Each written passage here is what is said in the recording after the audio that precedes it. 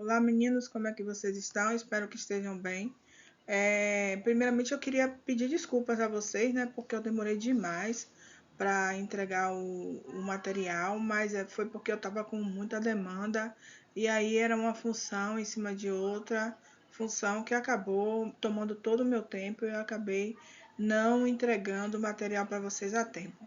Mas quando eu perguntei a Cecília me disse que ainda tinha um tempo disponível para poder enviar as atividades. Então eu resolvi encaminhar para vocês a aula. Eu peço a vocês que façam uma resenha em trio dessa aula e coloquem lá no AVA. E aqueles alunos que ainda não estão cadastrados no AVA, que por favor façam com aqueles que já estão cadastrados, porque aí facilita a acessibilidade de vocês, tá certo? E hoje a gente vai trabalhar um pouquinho, falar um pouquinho de cristalografia de macromoléculas, né? A biologia sobre a ótica dos raios-x, tá bom? A gente vai falar de cristalografia de raio-x porque ela é uma técnica, né? Que do ponto de vista, né? Ela é uma técnica que a gente utiliza, na verdade, para que a gente possa estudar as proteínas, né? A função e a forma dessas proteínas, elas vão estar intimamente ligadas. Então, a compreensão de uma estrutura tridimensional, por exemplo, de uma proteína, ela vai ser importante para que a gente possa elucidar de forma bastante detalhada os processos biológicos nos quais elas participam, tá certo? Então, cristalografia ela vai ser uma poderosa técnica que é empregada para que nós possamos determinar a estrutura, né, das proteínas em geral.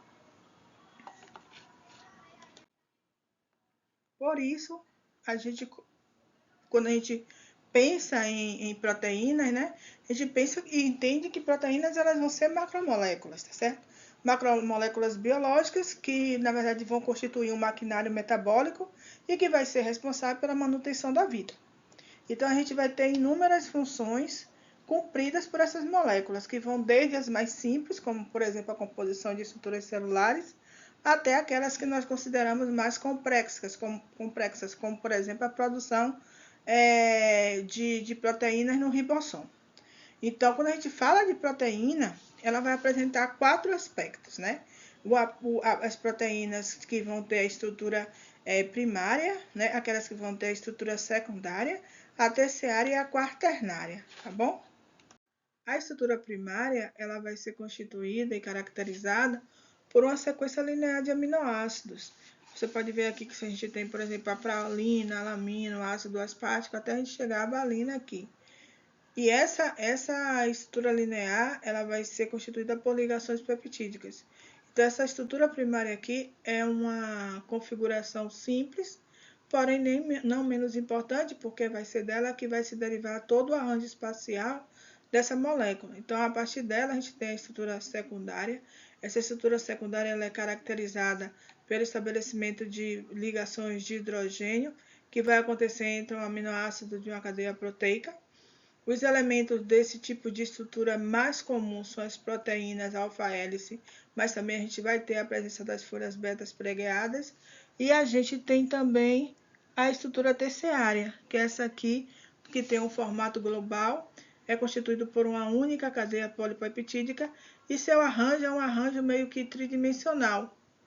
Então, é esse arranjo tridimensional que vai ser importante para que a proteína ela realize diversos tipos de funções. O principal fator aqui que determina essa estrutura como a estrutura terciária é porque essa proteína ela tem um efeito hidrofóbico, ou seja, as suas cadeias laterais, né, desses aminoácidos, eles acabam sendo não polares.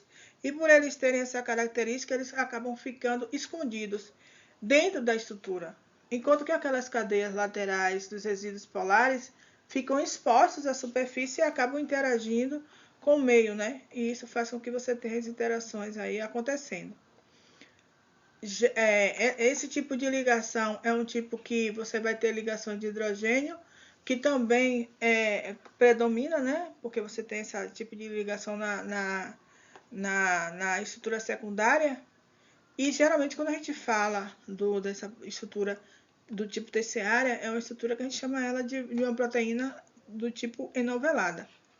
E a gente vai ter, por fim, a estrutura quaternária, né? Ela vai ser caracterizada pela associação de duas ou mais cadeias polipeptídicas. Geralmente essas estruturas são estruturas que apresentam várias subunidades e que vai resultar no final numa unidade ativa. Esse tipo de estrutura acaba sendo estabilizada não somente por ligações de hidrogênio, mas também por ligações de Van der Waals, por ligações iônicas, por interações hidrofóbicas que vão prevalecer ali também. E essa estrutura quaternária é uma estrutura que vai estar intimamente ligada à sua função, né? E por ela estar intimamente ligada à sua função, ela acaba nos ajudando a elucidar vários processos biológicos que são fundamentais. Então, muitas das vezes, quando a gente quer determinar a estrutura de uma molécula, é para a gente poder usar no diagnóstico de uma doença ou num fármaco que possa ser desenvolvido para aquela doença, para um determinado tratamento específico. Então, essa forma quaternária é uma forma que a gente acaba estudando muito, porque a gente consegue ver as interações em sítios específicos dessa proteína com moléculas, né? Pequenas moléculas que são chamadas de ligantes. Isso vai proporcionar aí um estudo da estrutura e da função dessas proteínas. Então, é fantástico quando a gente começa a trabalhar com as estruturas dessas proteínas e começa a entender, né, o todo. Né? A gente começa, por exemplo, o diagnóstico do SARS-CoV-2 recentemente a gente se deu através da estrutura cristalografada dessas proteínas. Então é importante que nós tenhamos isso para a gente poder entender o que é a cristalografia de raio-x e como é que ela pode ser aplicada a diversas moléculas. Bem, existem três maneiras da gente obter informações que são detalhadas sobre a resolução atômica, né? Então, essas três maneiras, elas vão nos ajudar a entender a estrutura dessas proteínas, que são a cristalografia, né? A ressonância magnética nuclear e, mais recentemente, a técnica de criomicroscopia eletrônica, certo? E o que tem em comum e de diferente entre essas três técnicas? A nível de resolução, enquanto que a cristalografia, em geral, ela vai nos permitir uma maior resolução e a determinação de estruturas maiores, a ressonância magnética nuclear, ela vai nos fornecer, além dessas informações, detalhes sobre os processos dinâmicos, que vão estar relacionados, obviamente, com o intercâmbio da conformação daquela solução, daquelas moléculas que ali estão, e algumas delas, elas podem ser essas informações elas podem ser de forma transitórias e resistentes à cristalização. Enquanto que a criomicroscopia eletrônica, ela vai nos permitir estudar as proteínas, os seus complexos macromoleculares. Aí você já estuda ela, e aí você já tem um detalhe importante aí, que é o tamanho e a flexibilidade intrínseca dessas moléculas, e por isso elas não podem ser estudadas por cristalografia, nem tampouco por ressonância magnética nuclear, e por isso a gente utiliza a técnica de criomicroscopia eletrônica, que aí facilita a identificação e a resolução dessas moléculas atômicas aí presentes nessas proteínas. Bem, e por que essa técnica de cristalografia molecular, de molecular e de raio-x, ela é importante, né? Porque ela é uma técnica que ela vai nos ajudar, né, a visualizar estruturas dimensionais dessas proteínas em resolução atômica. Então, é um método, na verdade, que vai nos fornecer informações valiosas sobre a nova maquinaria da vida, né? Que necessariamente são as proteínas, né? As proteínas, na verdade, elas são chamadas como cavalos de batalha da célula e vão desempenhar, como eu falei para vocês nos slides anteriores, infinitas funções, que vão desde a catalisação de reações bioquímicas, passando na função de suporte estrutural, até a gente poder compreender, por exemplo, qual é a estrutura crucial que possa compreender a função e o desenvolvimento de novos medicamentos e terapias que possam ser utilizados na cura de doenças ou no tratamento de diversas manifestações patológicas. Então, quando a gente tem essa técnica, ela possui essa capacidade que ela nos fornece, que é, na verdade, de a gente poder visualizar essas proteínas em uma resolução atômica, e isso teve um impacto transformador, porque acabou fazendo com que nós pudéssemos descobrir novos designs, por exemplo, de medicamentos que são importantes, né, E acabou que, a partir desse conhecimento, que é um conhecimento dado com a forma um pouco mais precisa, né? Em um ambiente químico, onde você vai ter um sítio ativo de uma proteína se interagindo e se ligando ali aos receptores que são importantes para poder evocar um mecanismo. Então, as empresas farmacêuticas, elas acabam projetando essas moléculas, vendo como essas moléculas acabam se interagindo especificamente com aquela proteína, para poder ativar ou inibir uma determinada função. Então, isso só é possível porque tudo começa quando você trabalha com a cristalografia. Então, a cristalografia ela acaba sendo uma abordagem meio que racional, porque ela ajuda nessa concepção de medicamentos, leva ao desenvolvimento de diversos medicamentos dentro do ramo farmacêutico, mas que inclui diversos tipos de moléculas, né? A gente viu recentemente os inibidores de proteases, por exemplo, do SARS-CoV-2, existem algumas terapias específicas, por exemplo, contra o câncer, que a gente vai utilizar, e tudo isso faz parte da física molecular, e a cristalografia está aí para isso, para nos ajudar a entender como que essas moléculas elas funcionam estruturalmente, como que a gente pode manipular essas funções, essas proteínas aí. Então, a técnica em si da cristalografia de raio-x, ela é uma técnica que consiste em a gente ter um cristal, por esse cristal a gente tem um feixe de raio-x, né, na forma de radiação eletromagnética, a gente vai discutir isso nos slides seguintes, né, a gente vai trabalhar um pouquinho mais sobre isso nos slides, tentar entender um pouquinho, e através de um cristal, que é esse cristal aqui, né, a substância ela acaba sendo sujeita a um determinado estudo. Então, a gente tem um feixe, esse feixe, então, ele se difunde, tá? E quando ele se difunde, a gente vai ter aí várias direções devido à simetria do agrupamento daqueles átomos e pela difração, dando origem assim, a um padrão de intensidade, né? Que vai ser interpretado, esse padrão de intensidade é interpretado a partir de uma lei chamada lei de Black, né? E com isso a gente pode extrair numerosas informações sobre a estrutura atômica daquela molécula que está sendo demonstrada ali. Então, a gente vê que o raio-x é importante, a gente vê que a formação do cristal é importante, o princípio de difração também é importante. Então, a gente vai estudar cada um desses elementos e tentar compreender por que eles são importantes. E aí, a gente começa a trabalhar um pouquinho com a parte da cristalização, né? Porque ela vai ser realmente a etapa mais complexa quando a gente quer determinar uma estrutura de uma macromolécula. E para a formação de um monocristal, que a gente tenha, na verdade, um tamanho e uma qualidade adequada para que ocorram os experimentos, ele vai depender de vários parâmetros. Então, eu posso dizer que a cristalografia de raio-x, ele vai ser um processo onde a gente vai envolver várias etapas, né? E essas etapas são as etapas que são denominadas etapas de purificação de proteínas, etapas de cristalização, a etapa de determinação da estrutura e aí, por último, a gente tem a etapa de refinamento. Na etapa de cristalização, a proteína de interesse ela deve ser isolada, purificada, né, isolada e purificada dos outros elementos celulares. É muito semelhante ao que acontece a purificação, no caso, ao que a gente pode utilizar a cromatografia, por exemplo, para poder isolar aquela molécula, ou a gente pode utilizar o espectrofotomento de massa, que a gente vai ver quais são as substâncias que ali estão. Mas o importante é que a gente isole essa molécula, ela seja purificada, para que a gente tenha um valor quanto mais fidedigno possível. Aí a gente passa para o processo de cristalização.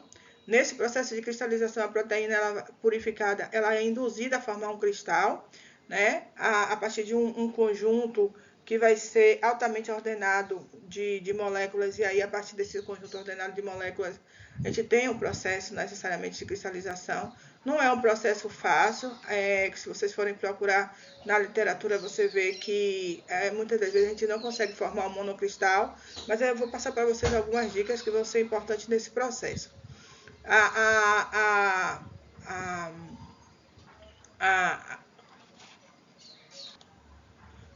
A gente tem a coleção dos dados. Nessa coleção dos dados, os raios-x eles são direcionados ao cristal e o padrão dos raios difratados ele vai ser registrado.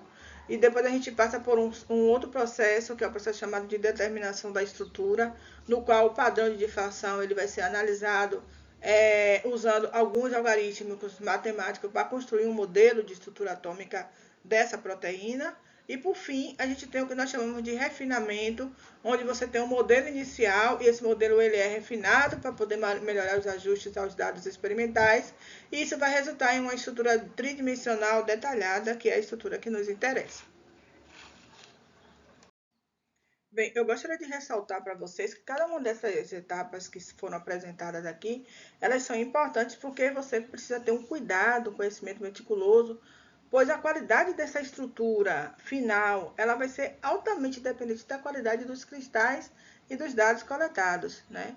E apesar do poder que tem a cristalografia de raio-x, ela apresenta alguns desafios. Esses desafios precisam ser ditos para que a gente possa cada vez mais melhorar a técnica e que precise ter um produto final de qualidade. Então, por exemplo, quando você vai purificar as proteínas, você precisa saber qual tipo de purificação que você vai utilizar, né, que melhor vai representar, como eu falei para vocês no slide anterior.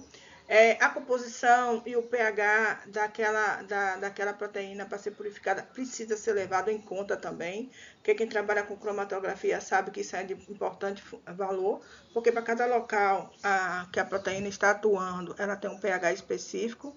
Então, é preciso ter esse cuidado na hora que você for trabalhar com o processo de cristalização.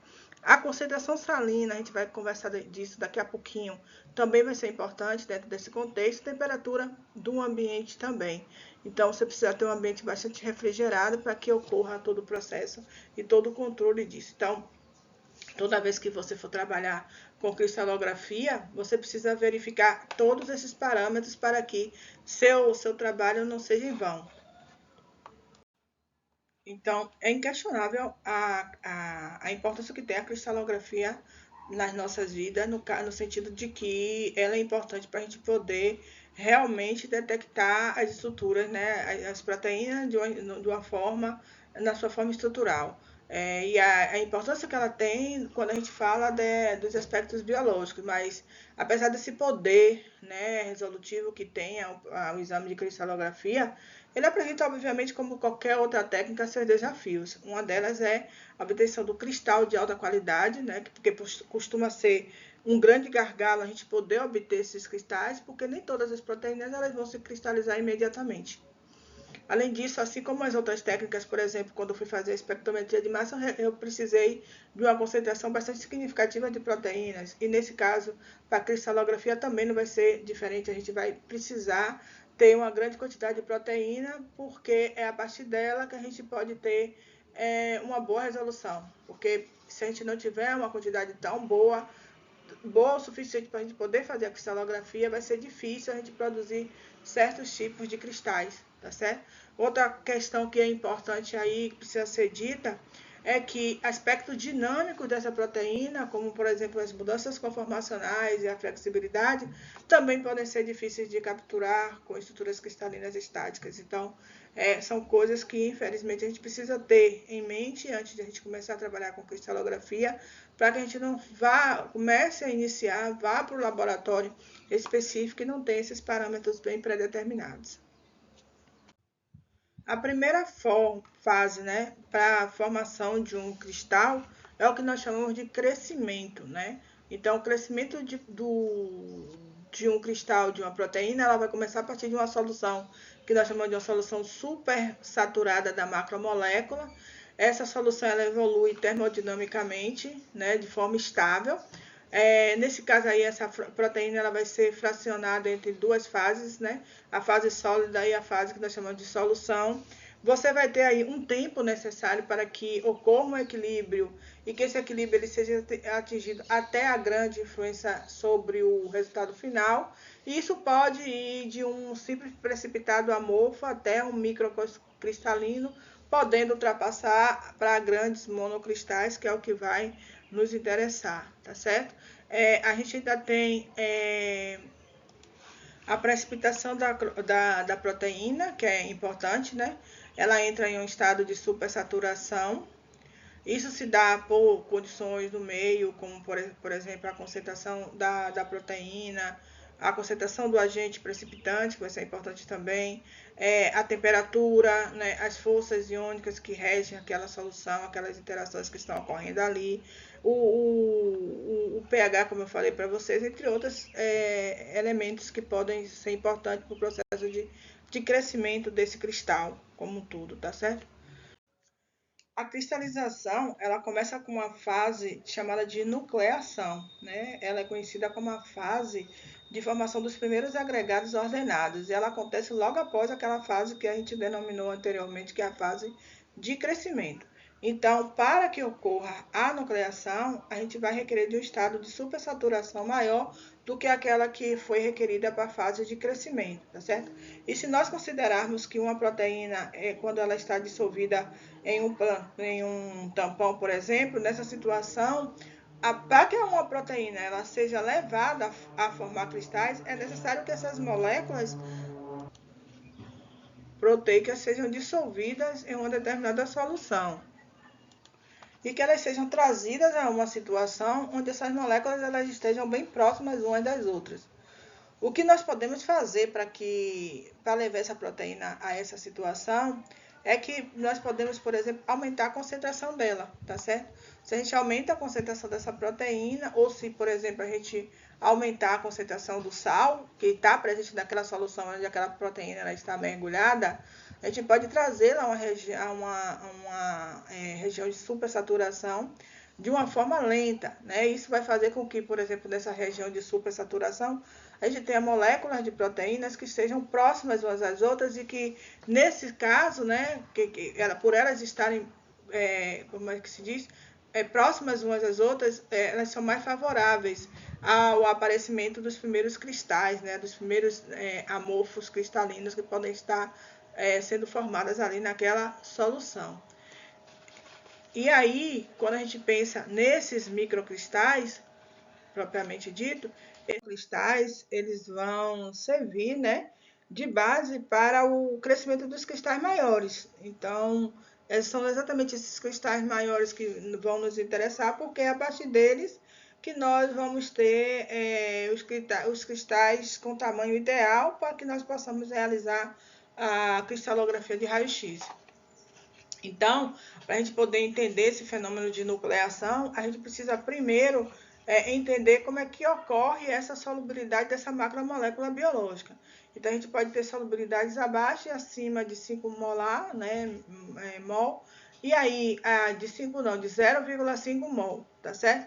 E abaixo de 0,5 mol, a gente chama esse fenômeno de SALT, tá certo? E esse fenômeno ele vai ser explicado pelas interações eletrostáticas que não específicas que ocorrem entre moléculas carregadas, né, e a espécie única, nesse caso do sal. Aí a teoria de Debye-Huckel, que é uma teoria que vai nos dizer que para as soluções iônicas a gente vai ter, por exemplo, um aumento, né, da força iônica, e que esse aumento reduz a atividade desses íons em uma determinada solução. Isso faz com que a gente tenha um aumento da solubilidade desse composto iônico, tá certo? Isso. Desculpa.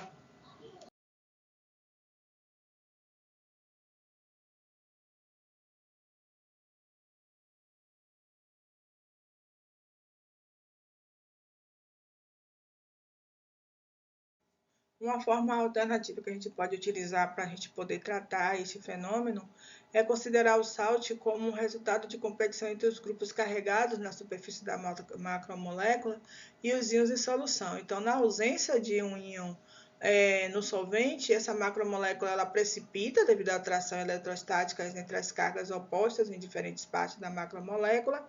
E se esses íons eles são adicionados a uma solução, eles brindam os grupos carregados na macromolécula e acabam aumentando assim a solubilidade. O princípio é meio que parecido com o princípio de blindagem que ocorre no fenômeno de ressonância magnética nuclear. Só que nesse caso aqui a gente está tratando do processo de formação de cristalização.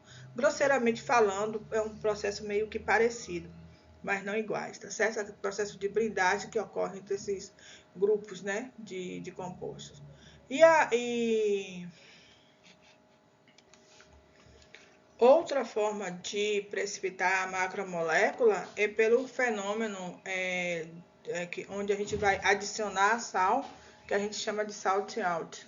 Né? O sal ele vai servir para imobilizar essa molécula, e nesse caso aí em específico, ele vai servir para imobilizar moléculas de água e dessa forma ele consegue aumentar a concentração efetiva da macromolécula proteica, diminuindo com isso a sua solubilidade. Então, o fenômeno do salt out, né, ele é governado principalmente pelos efeitos hidrofóbicos. Então, os íons eles podem surgir de um agente precipitante e isso vai fazer com que você tenha aí o aumento da solubilidade.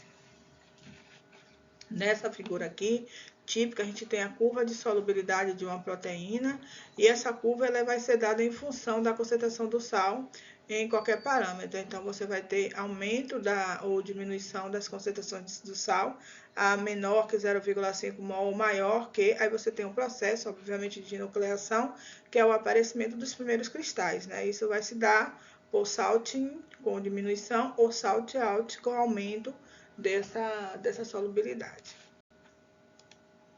Existem vários métodos para a gente obter o cristal, mas dentre os métodos de cristalização de proteína, os mais utilizados no mercado, os mais utilizados nos laboratórios experimentais, é o método chamado de difusão a vapor. E dentro desse conceito, desse método de difusão a vapor, a gente vai ter duas variantes, que é o método da gota pendurada, ou como chamado o método da gota suspensa por alguns autores, e também a gente pode chamar esse método de método da gota sentada, tá certo? O processo ele vai constituir, na verdade, numa pequena quantidade da solução, que é chamada da gota, né? A gota dessa solução aí, ela vai conter diferentes concentrações de proteínas, e essas concentrações elas vão ser, obviamente, equivalentes ao reagente precipitante e a uma solução dentro de um determinado reservatório, onde você vai ter as mesmas substâncias numa concentração dobrada do sistema isolado. Aí, quando você tem esse ambiente, você vai ter aí uma diferença de concentração, né? Onde você vai ter a água da gota, que vai evaporar lentamente a uma determinada solução nesse reservatório, e a partir disso começa o processo de cristalização das proteínas na gota, tá bom? Esse é o processo principal. Apesar de a gente ter esses dois métodos, a configuração mais comum que a gente utiliza da difusão a vapor para crescer esses cristais da proteína é a técnica da gota suspensa. Ela vai ser a técnica mais utilizada, apesar de a gente ter as duas, a da gota suspensa, a gota pendurada, como vocês queiram dizer, ela vai ser a mais utilizada. Essa figura ela está mostrando o processo de cristalização da proteína por difusão, no caso aqui por gota suspensa. Então aqui você pode ver, como mostrado no slide anterior, né? Você tem alguns microlitros da solução da proteína que vão ser misturadas a uma quantidade praticamente igual à solução que vai estar nesse reservatório e que vão conter, obviamente, agentes precipitantes.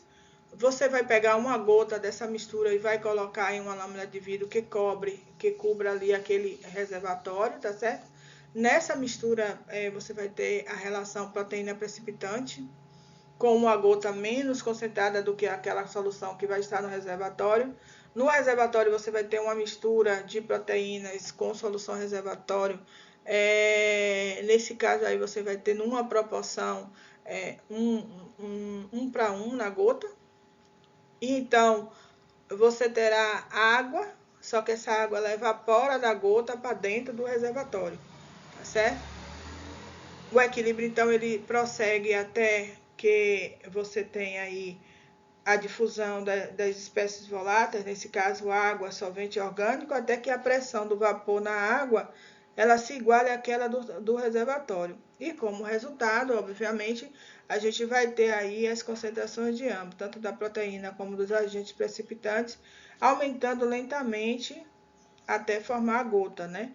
Aí esses cristais eles começam a se formar e vale ressaltar que quando a gente tem, por exemplo, espécies químicas com pressão de vapor maior do que aquela pressão de vapor da água, essa troca ela vai ocorrer do reservatório para a gota. E aí você tem os primeiros monocristais sendo formados por esse processo de gota suspensa a partir do processo de difusão de vapor. Bem, materiais sólidos, eles podem ser classificados de acordo com a sua refratariedade. E nesse caso aí, átomos e íons, eles estão arranjados em relação uns aos outros. E por isso eu posso definir um cristal, né? Um cristal ele é definido como sendo um sólido, no qual os seus constituintes, como por exemplo átomos, moléculas ou os íons, eles vão estar organizados no padrão tridimensional bastante definido.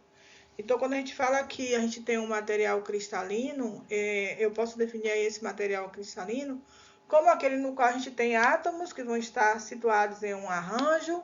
Esse arranjo ele se repete e é periódico ao longo de grandes distâncias atômicas, ou seja, existe uma ordem de longo alcance, de tal modo que, quando ocorre a solidificação, esses átomos eles se posicionarão em um padrão tridimensional que é repetitivo.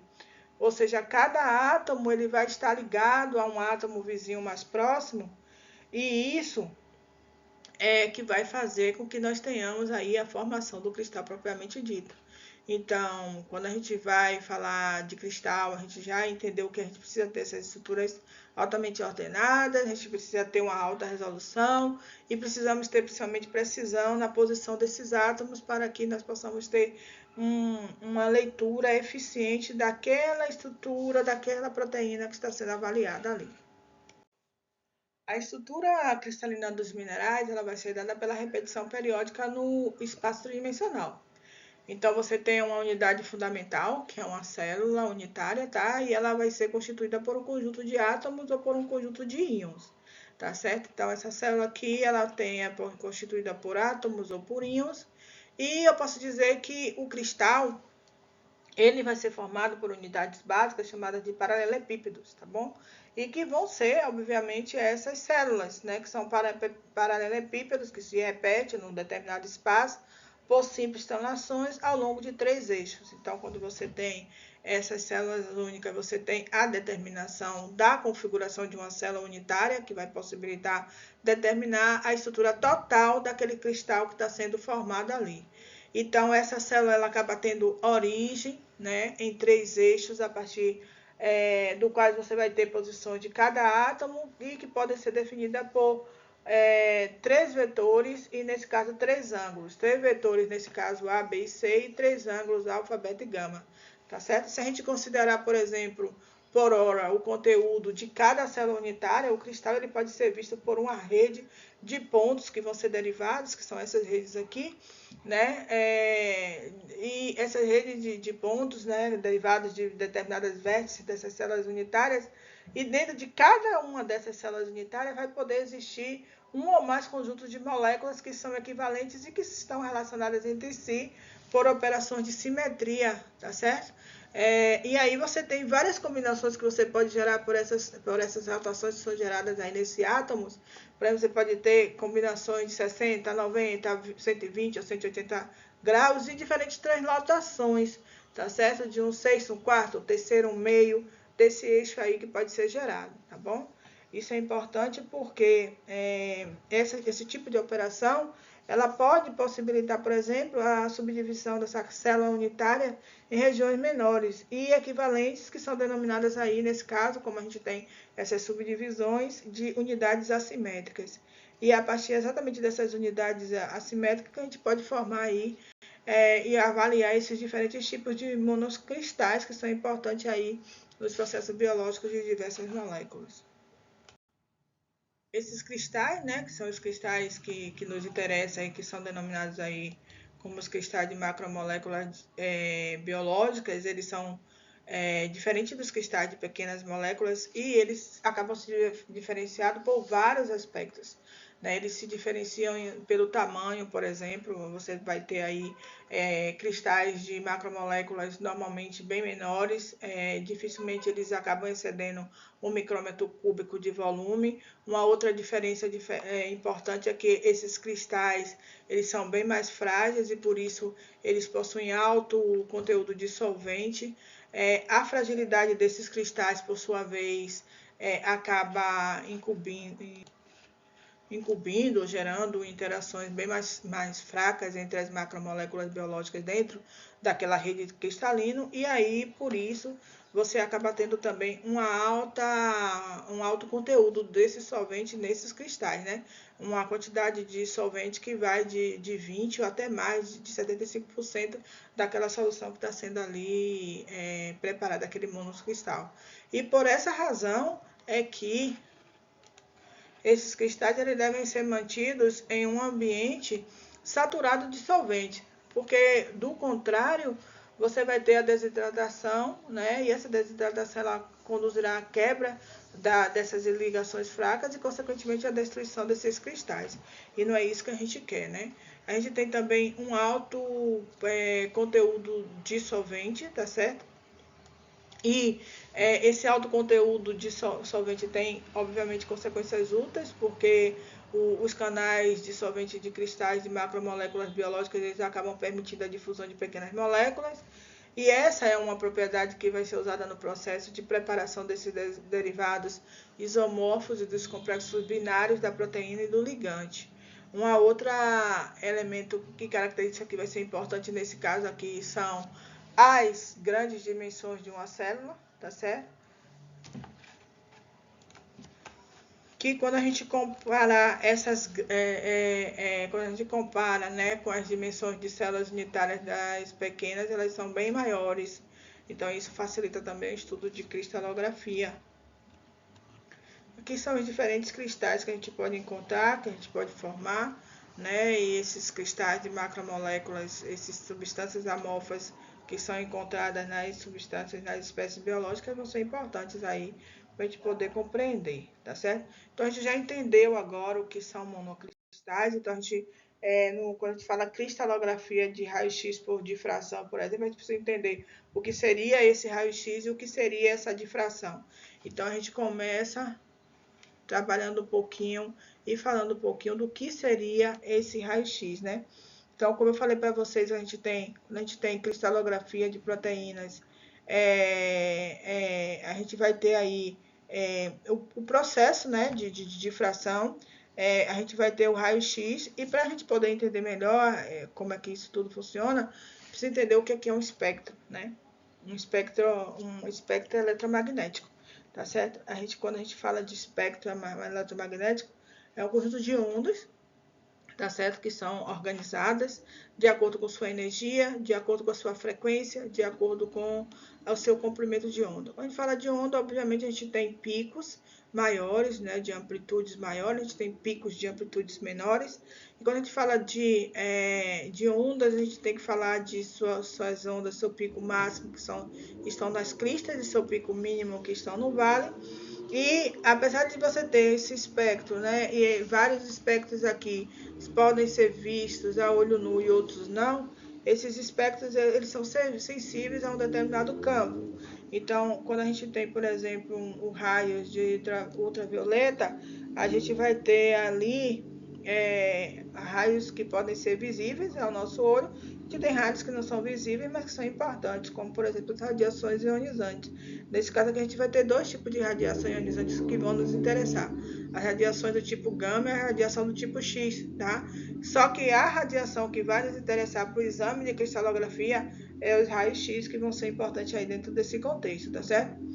Então, quando a gente fala de raio X, ou qualquer tipo de radiação que seja ionizante, nesse caso aqui o espectro eletromagnético, ele não vai ter somente radiação ionizante, mas vai ter outros tipos de radiações que não são ionizantes, não são radiações consideradas como radiações não ionizantes, mas que também tem um poder de resolução muito grande e demonstra a movimentação do átomo em diferentes a movimentação e como é que eu posso dizer, uma alteração dessa energia, né, dessa energia que está sendo liberada, que é liberada a partir de um fóton de 15 electrovolts. Essa energia é capaz de fazer com que o átomo ele se torne ionizável, e quando ele se torna ionizável, você vai ter aí a molécula tendo diferentes expressões dessa ionização. Pode ser expressão rotacional, pode ser expressão de movimento daquela molécula, pode ser expressão angular, né? E isso faz com que você tenha diversos exames sendo realizados a partir disso, como, por exemplo, a ressonância magnética nuclear. A gente utiliza os spins, que são movimentos de átomos, principalmente os átomos de hidrogênio, que são utilizados em maior quantidade. Mas a gente pode ter também a emissão de radiações do tipo X, né, que são importantes dentro do contexto no qual nós estamos estudando hoje. Bom, e quando a gente fala de radiações eletromagnéticas do tipo X, os raios X, eles vão ser um tipo de radiação eletromagnética que vai possuir alta energia, tá certo? Eu vou abrir logo o slide, porque aí fica mais fácil da gente poder trabalhar didaticamente. Então, raio-x é um tipo de radiação, é uma radiação do tipo eletromagnética. Aqui eu estou focando no espectro de eletromagnética, e dentro desse espectro a gente tem o raio-x, né?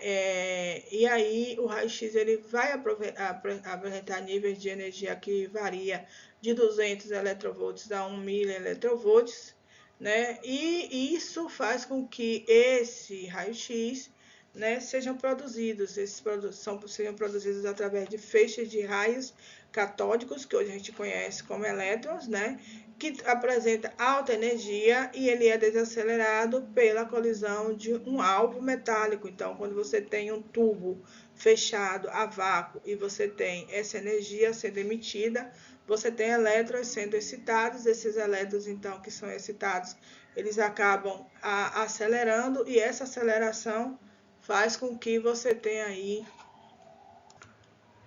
elétrons ejetados, tá bom? E aí, como a gente está se tratando de uma ampola, né, de Crookes, como é que era dita, a gente tem filamento de tungstênio, que é aquecido, esses elétrons acelerados, porque você acaba tendo uma colisão com moléculas do gás que estão ali presas naquela região. Com isso, você tem ionização e liberação de luz. Então, eu posso dizer que a energia que é irradiada, né, as energias da energia da radiação ionizante varia de 0,5 a 3 angstrom, tá bom? Esse intervalo é um intervalo que vai ser interessante, porque a gente vai utilizar exatamente essa energia no processo de cristalografia estrutural, tá certo?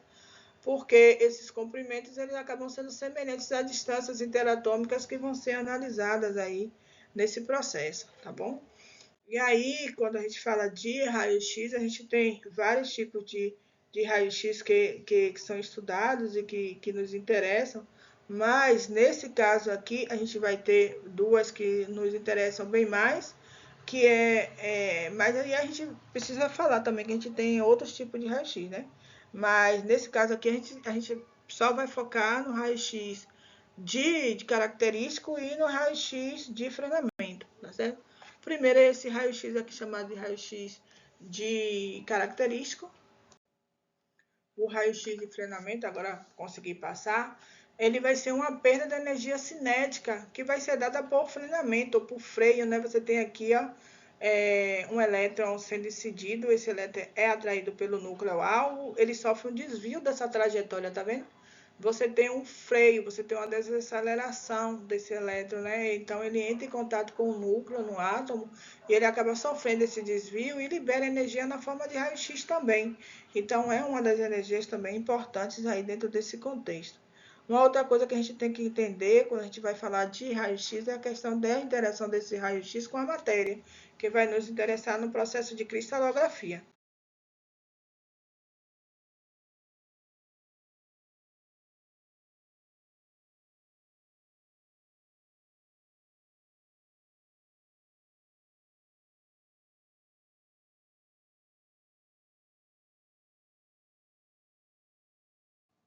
Bom, então a gente já viu o que seria o raio-x, agora a gente vai entender como é que funciona o processo de difração de raio-x, e é importante que seja dita que esse fenômeno de difração de raio-x ou DRX, ele vai representar um fenômeno onde a gente vai ter interações entre o feixe de raio-x incidente, né, e os elétrons desses átomos componentes que vão estar dentro de um material, nesse caso aí um monocristal. E eles vão estar relacionados, obviamente, com o tipo de espalhamento, que é o espalhamento coerente, e a partir de uma interferência, que nós chamamos de interferência construtiva. Isso tudo a gente vai entender a partir do fenômeno que nós chamamos, ou da lei que nós chamamos de lei de Bragg, tá certo? Então, vocês já entenderam que para a gente ter difração, vai ser necessário o fenômeno de espalhamento e o fenômeno de interferência construtiva, que a gente vai discutir agora. Então, toda vez que a gente falar na técnica de difração, você vai entender que ele vai permitir e vai consistir no espalhamento coerente. Esse espalhamento coerente, obviamente, ele é resultante da interação que existe entre as ondas eletromagnéticas. Nesse caso, a onda em específico é a onda de raio-x, né? Esse raio-x com os seus elétrons desses átomos de um determinado material, e nesse caso, um material em específico vai ser os monoclonais, que são os cristais, tá certo? Então, vamos pensar que se você tem um material e você não sabe se esse material seria ou não interessante, você vai pegar esse material, vai colocar ele num difratômetro, você vai realizar a difração de raio-x, e isso vai gerar ondas de raio-x. Essa onda de raio-x, então, vai penetrar naquele material, e você, então, irá reagir com os elétrons desse átomos desse material, e então você vai realizar o fenômeno de difração de raio-x.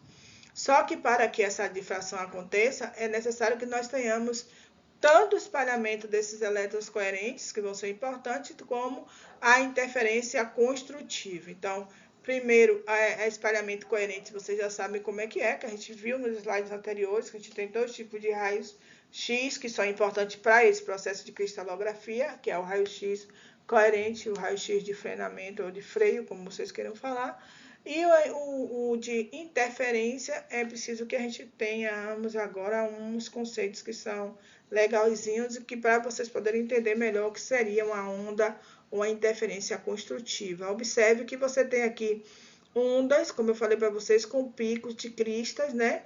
E com amplitudes aqui, altas amplitudes nas suas cristas, e você tem ondas com baixas amplitudes, com picos aqui menores, mas que elas se interpõem entre si simultaneamente, tá vendo? Enquanto que aqui você tem uma crista e um vale, que você vê que elas não se interpõem, mas você vê que você tem encontro dessas duas ondas. Então, quando você tem duas ou mais ondas que passam por um ponto, né, em específico, em um determinado instante, você vai somar, né? Então, a determinação resultante da soma algébrica das perturbações de cada onda é somada. E quando essas duas ondas atingem de forma simultânea o mesmo ponto, você vai ter dois princípios de superposição ou sobreposição,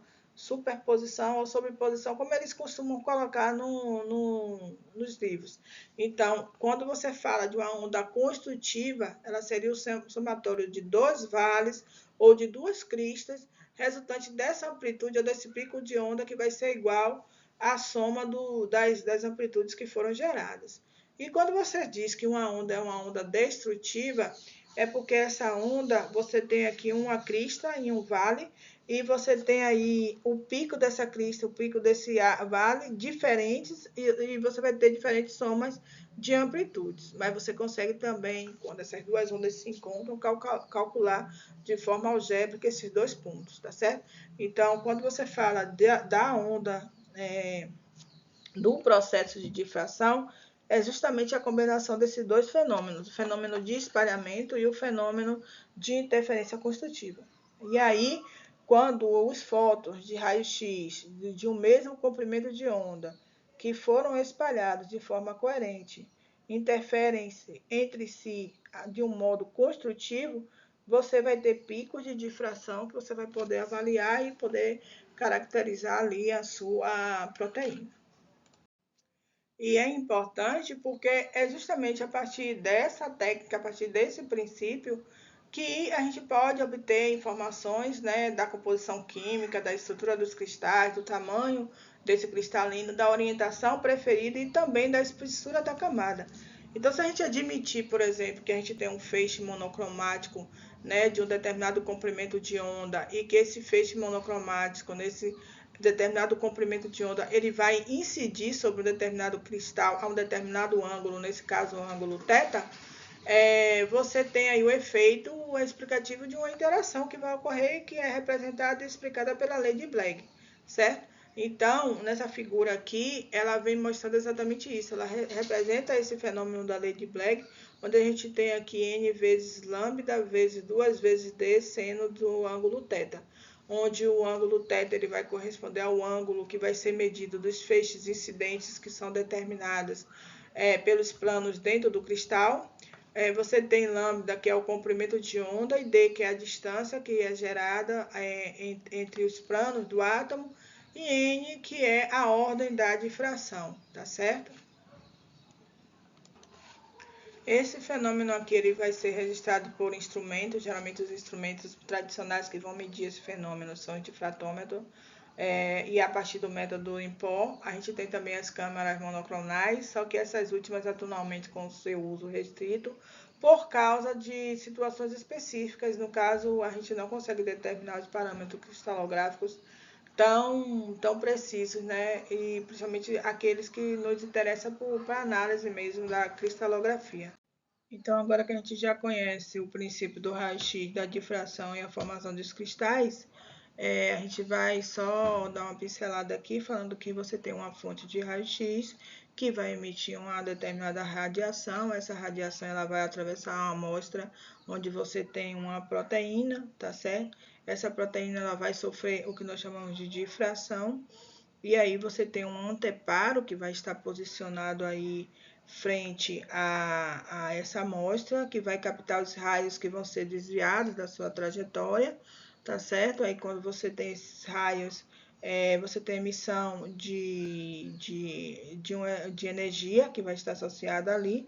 Aí você consegue identificar, obviamente, o elemento que está sendo avaliado e analisado nesse caso aí. Então, quando você mede o ângulo de difração desses raios, você conhece o comprimento de onda, você pode esboçar o posicionamento dos átomos e saber as cadeias de aminoácidos que compõem essa proteína também.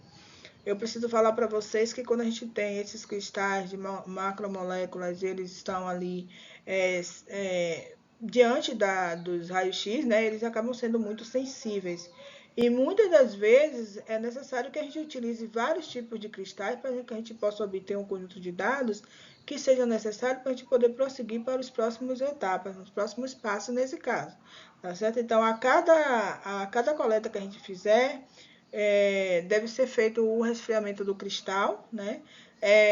E esse resfriamento ele tem que ser instantâneo, no fluxo de nitrogênio gasoso, que vai variar não, um fluxo fixo, né, de aproximadamente 100 K, né, que é chamado de 100 cristalografia, tá certo? Por que isso? Porque é exatamente isso que vai permitir com que nós tenhamos uma resolução melhor e que a gente tenha assim a redução de danos que possam ser danosos para o princípio da radiação direta naquele cristal que está sendo formado ali. E com isso eu acabo aumentando o tempo de vida daquele cristal e dessa forma, obviamente, eu tenho um melhor aproveitamento daquele material, né? Porque se eu tivesse apenas um único cristal, eu podia fornecer dados que seriam insuficientes para que a gente pudesse ver a resolução daquela estrutura atômica daquela molécula. Então, não é preciso realizar uma integração, né, com dados de cristais diferentes. Você precisa repetir isso de forma coerente para que a gente possa ter. Então, exatamente por isso é interessante de que cada conjunto de imagens que sejam geradas por aquele cristal, ele forma um conjunto de dados e que esses dados eles precisam ser analisados o passo a passo. Então, você pode realizar várias coletas, você pode escolher o melhor conjunto de dados de representatividade daquela estrutura proteica, né? Então, toda vez que você for coletar os dados a frio, você precisa verificar como é que foi a qualidade daquele cristal, se o resfriamento realmente proporcionou uma organização interna daqueles cristais, se foi necessário esse resfriamento para que nós tenhamos uma boa coleta. Isso você vai anotando no seu caderninho, porque toda vez que você for fazer, você já tiver esses princípios já padronizados, você minimiza o tempo e aumenta a qualidade dos seus cristais, obviamente, tá certo? Aí você vai apresentar os seus dados de forma mosaico nesse caso, né? Aí você vai ter também alguns elementos que vão ser importantes para poder gerar esses dados. E uma coisa que é interessante de ser dita é que a distância do detector ao cristal ele deve ser regulada de forma a chegar mais próximo daquela melhor resolução, né? E isso acaba sendo um aparato, um parâmetro limitado à qualidade do cristal. Se você não for fiel a essa distância, você acaba tendo um cristal de má qualidade. Então, de posse dessas imagens, que é o que nos interessa, você pode realizar, por exemplo, a indexação e poder determinar, por exemplo, os diferentes grupos espaciais. Você pode verificar, por exemplo, as dimensões e a orientação de cada célula unitária, que vai ser importante. Você pode estimular, por exemplo, a mosaicidade daquele elemento do cristal. A partir da distância desses eixos na rede, você pode verificar o padrão de difração que é importante, né, e que possa ser possível para você determinar, por exemplo, o tamanho dos eixos desses cristais no espaço real, tá? Então, esses passos eles vão ser necessários para a gente poder planejar direitinho. Você lançar estratégias, né? Lançar mão de estratégias de coleta de dados que sejam eficientes, que possa, obviamente, minimizar o tempo, né? E que possa maximizar, obviamente, os resultados, que é o que nos interessa, até porque é um exame, um método, uma técnica que não é uma técnica barata. Então, todos esses cuidados precisam ser tomados, porque, caso contrário, a gente acaba se perdendo num processo de qualificação e dessas análises, desses resultados que vão ser importantes. E essa estrutura aqui, essa figura, ela foi uma figura extraída do Lehring, né? Mas ela está aqui porque ela representa uma etapa na determinação de cristalografia de raio-x, né? Produzida por difração. E aí você vai ter aqui a espécie da Charlotte, tá? A baleia Charlotte. E aí ele pega a mioglobina dessa baleia e começa a avaliar, né? Então,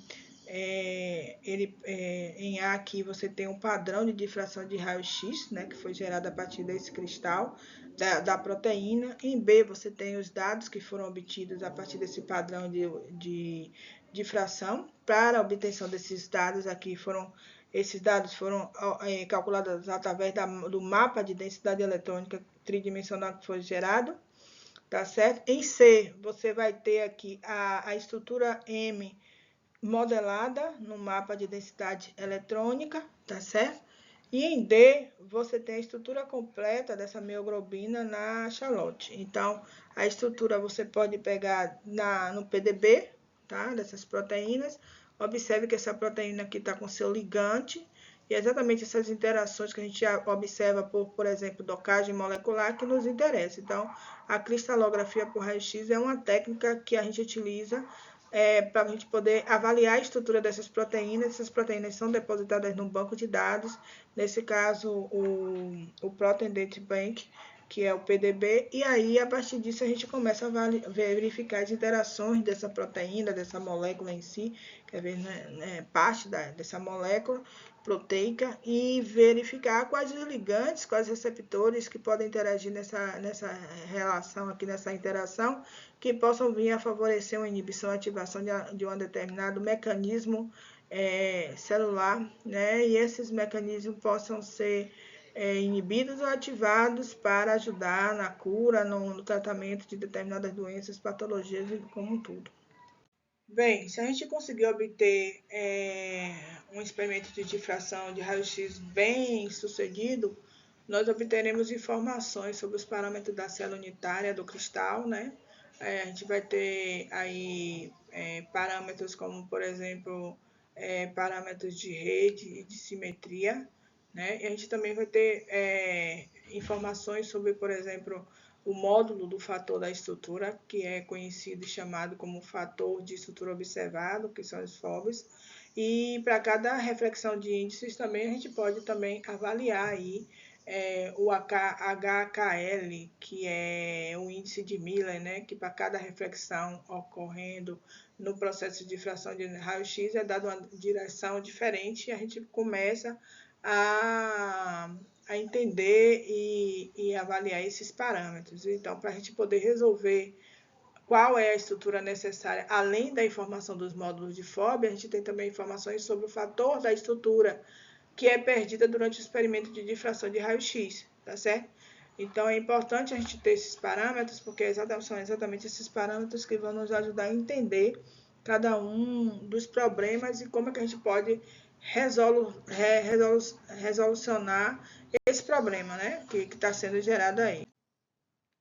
Bem, aí a gente tem aí um calcanhar de Aquiles, né, porque a gente tem um problema de resolução dessas estruturas é, e, é, e é dado exatamente porque os dados que são disponibilizados para análise, eles não somente análise das intensidades da difração do raio-x pelo cristal, a gente obtém apenas os módulos dos valores de estrutura. Isso é um fator bastante limitante para a resolução das estruturas moleculares, porque acaba impossibilitando o cálculo da função da densidade eletrônica por séries de Fourier, né, com a ausência de fases. A gente tem Fourier, por exemplo, quando a gente vai fazer análise de ressonância magnética nuclear, quando a gente vai fazer espectroscopias de infravermelho, mas aqui a gente acaba tendo essa delimitação exatamente por causa desse cálculo da função da densidade eletrônica, tá certo?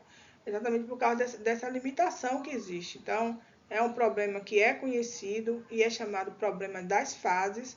E aí, quando a gente tem esse problema das fases da cristalografia, a gente acaba tendo métodos que vão ser utilizados para que a gente possa resolver esse problema. E esses métodos são chamados de métodos diretos, porque devido à robustez que a gente tem computacionais, da eficiência, é um método que considerado obviamente como coerente e que vai utilizar é utilizado exatamente para essas pequenas moléculas, né? Então, proteínas como macromoléculas, esse método dificilmente ele vai poder ser aplicado, mas para nesse caso em específico das moléculas menores, a gente pode aplicar. E aí a gente vai ter 3 tipos de métodos utilizados nesse caso para a resolução de estruturas de cristalografia de raio-x por difração. Aí você tem o método da substituição molecular, que nós conhecemos como MR, a gente tem o método de substituição isomórfica, o MI, e a gente tem o método de dispersão anômala dos múltiplos comprimentos de onda, que são chamados de MAD. O método de substituição molecular, o MR, ele é um método que ele é baseado no princípio de que você tem macromoléculas e essas macromoléculas elas vão apresentar alta homologia sequencial, tendendo a se enovelar de forma bastante similar e dessa forma a proteína cuja estrutura já tenha sido determinada, ela serve como modelo inicial para que nós possamos obter um conjunto preliminar de fases que possam ser subsequencialmente utilizadas no processo de refinamento da molécula. O sucesso, na verdade, desse método está no fato de que hoje em dia existe um grande número de macromoléculas que já se tem conhecimento delas, que são depositadas no banco de dados do PDB, que é o Protein Data Bank, e o PDB, que foi criado desde 1971, ele é um arquivo digital de macromoléculas biológicas, especificamente proteínas, e possui atualmente em torno de 186 mil estruturas que são depositadas nele, né? Então, essas proteínas, às vezes também, eu falei proteína, mas às vezes a gente tem depósitos de ácidos nucleicos, de vírus, de bactérias, de espécie humana, que a gente pode chegar ali, pegar essas proteínas e avaliar e gerar esse método a partir da substituição molecular. Bem, o método de substituição isomórfica, o MR, ele é dado pela dependência, né, da obtenção de cristais, que são derivados isomorfos, com átomos pesados, que tenham maior contribuição para com o espelhamento. O que isso quer dizer, né? Quando eu tenho, por exemplo, um derivado isomorfo perfeito, ele vai ser perfeito porque você vai ter uma única variação do mapa de densidade eletrônica, e isso se deve exatamente por causa da posição desses átomos pesados. Então, toda vez que você introduzir um átomo, ele deve ser feito de modo a não afetar essa estrutura macromolécula da proteína, né? Aquela estrutura original daquela proteína não deve ser afetada, certo?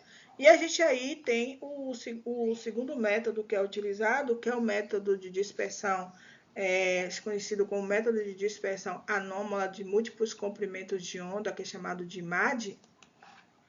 E esse método ele diz que quando você tem elétrons, esses elétrons eles se encontram em camadas mais próximas do núcleo, o tratamento de dados devido ao espalhamento desses elétrons, ele deve ser cuidadoso. Por que ele deve ser cuidadoso? Porque uma vez que a força de interação entre esses elétrons e seu núcleo não pode ser mais desprezada, o que é que vai acontecer? Além de ela não ser desprezada, o elétron também não pode ser mais tratado como livre. E aí, o que é que vai acontecer? Devido a essa força de interação com o núcleo, vai existir uma introdução de um termo imaginário ao fator de espalhamento atômico que depende do comprimento de onda da radiação.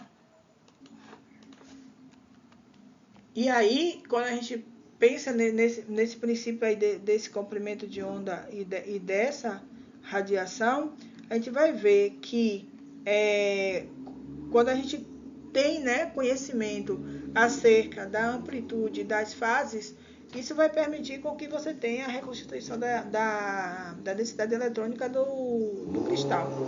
Então, quando os raios X eles incidem sobre um cristal, o mesmo vai gerar feixes difratados. Então, toda vez que eu tiver uma radiação difratada, essa radiação ela vai ser resultado da interação exatamente desses campos elétricos de radiação de raio-x com a nuvem eletrônica desses átomos desse cristal. E aí sim a gente vai poder afirmar que a interpretação padrão que é dada a esse processo de difração de raio-x, ele começa a nos fornecer informações sobre a parte eletrônica desse cristal e mais especificamente sobre essa densidade eletrônica que está sendo gerada a partir desse cristal. A partir da interação desse cristal, obviamente, você tem essas informações desse cristal, tá bom? Então, quando você tem uma onda total que é espalhada por um pequeno volume em uma determinada posição, que nós chamamos de posição R, né, dada por essa equaçãozinha aqui que está sendo demonstrada, você vai ter uma amplitude proporcional àquela densidade eletrônica e uma defasada fase, obviamente, aí para que você possa ter esse espelhamento desse átomo, é necessário que você tenha que realizar esse somatório dessa radiação, dessa energia que está sendo espalhada. E sobre toda a distribuição espacial eletrônica, você precisa também ter essa informação para que você possa calcular. Então, para que você possa obter essa expressão, né, do fator de espalhamento, é necessário que você consiga realizar o somatório sobre toda a distribuição espacial desses elétrons, né, dessa nuvem eletrônica, para que você consiga, obviamente, descrever essa expressão de espalhamento que é dada em F como uma expressão integral dos parâmetros que são necessários para que ocorra aí a dispersão anômala dos múltiplos comprimentos de onda. Chegamos então à última etapa de determinação da estrutura das proteínas dimensional, que é a etapa chamada de refinamento, tá certo? Essa etapa conhecida como refinamento, ela é um processo que visa a gente poder encontrar uma melhor concordância que possa existir entre o modelo proposto para a estrutura da molécula e a estrutura real, né? Então, a gente vai ter aí, para que a gente possa conseguir alcançar esse objetivo, várias etapas. Então, para que você possa fazer o refinamento, você precisa de vários ciclos do mesmo, tá certo? Para que todos os átomos que estejam presentes naquele modelo, ele represente de maneira fiel a realidade experimental medida daquela molécula que a gente conhece da estrutura real dela, tá certo?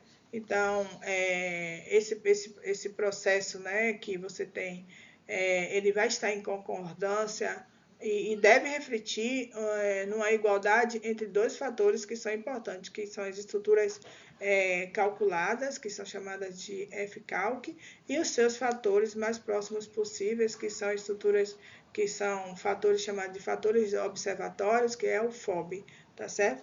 Então, é necessária a realização não somente desses fatores, mas também é necessário que haja o acompanhamento da qualidade desse processo. E essa qualidade, esse acompanhamento é feito pelo cálculo do fator R, tá certo? Todo o processo vai ser avaliado com esse cálculo aí. Então, esse fator R vai ser uma medida de similaridade entre o modelo cristalografado que é utilizado e os dados experimentais de fração de raio-x. Então, o que eu quero dizer com isso? Que esse acompanhamento de qualidade de processo, ele vai ser a medida, né, de quão bem estruturada e refinada prevê aqueles dados observados naquele experimento de difração de raio-x. Então, ele que vai te dizer se realmente aquele modelo ele foi bem estruturado, se ele representa realmente a proteína real e tudo isso. Então, quando a gente pensa, né, nesse pressuposto, a gente lembra que para estruturas cristalográficas de proteínas resolvidas à resolução, ela precisa ter uma resolução menor do que 2 angstroms, tá certo? Espera-se que esse fator R, então, ele consiga atingir valores que sejam menores do que 20%, entendeu? Para que a gente possa realmente dizer que, não, o trabalho foi bem feito, você tem uma boa qualidade e você tem os parâmetros que estão sendo aceitáveis, tá certo?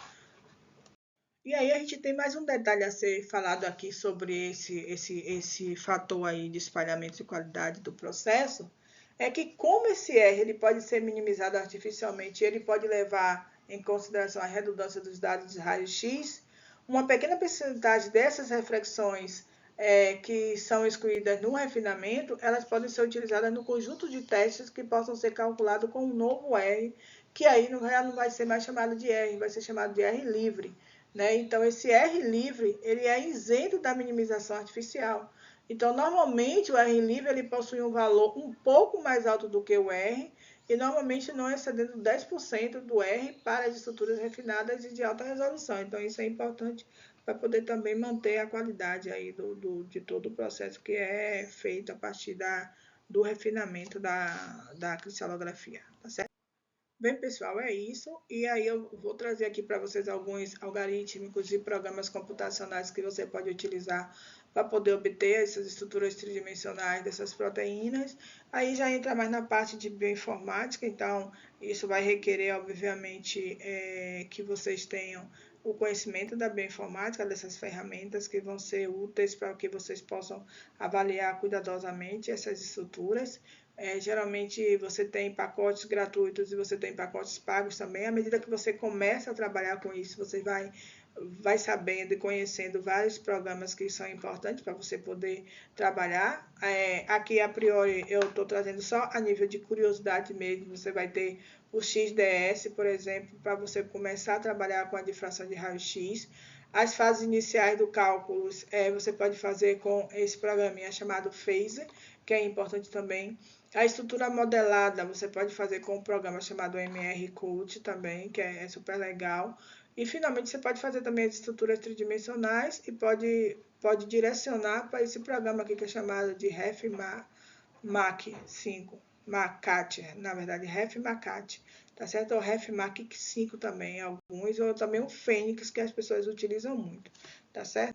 Eu gostaria de agradecer a vocês e mais uma vez reforçar que a gente vai fazer uma resenha de trio, vão disponibilizar no AVA e, por favor, disponibilize no AVA e façam seus trios de modo que aquelas pessoas que não têm contato e que não estão registradas no AVA possam fazer e colocarem seus materiais lá. E até um próximo encontro. Um abraço a todos.